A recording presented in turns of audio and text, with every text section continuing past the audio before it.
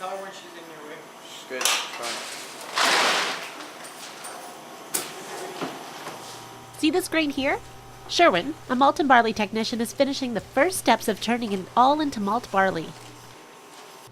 It will end up here. This machine can test up to 20 different samples of barley at a time.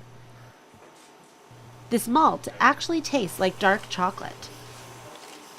The Canadian Malt and Barley Technical Centre can make up to 300 litres of beer in one go.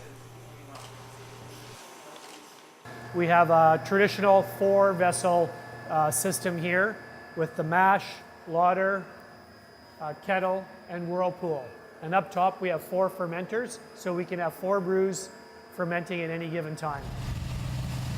The facility does testing for 25 different agriculture companies across the world, including the quality of malt and malt barley for this farm and brewery in Manitoba. So we discovered CMBTC about 10 years ago or so. And we knew that we had this jewel in basically our back door.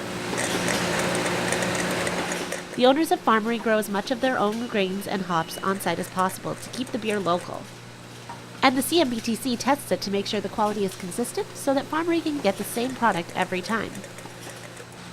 Farmery has 10 different types of beers, and this machine here cans them right here on site.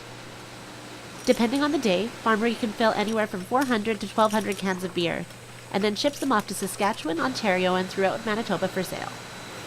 With more craft breweries coming and hopefully becoming successful in Manitoba, is going to create more awareness around the industry in itself, which will hopefully reflect in not only awareness but eventual sales for craft brewery and encourage an industry to flourish in Manitoba. So even with the bylaw changing in Winnipeg, where breweries are able to open up in non-industrial areas, there's still only 5% of beer sales in Manitoba that are going to brewers and craft breweries.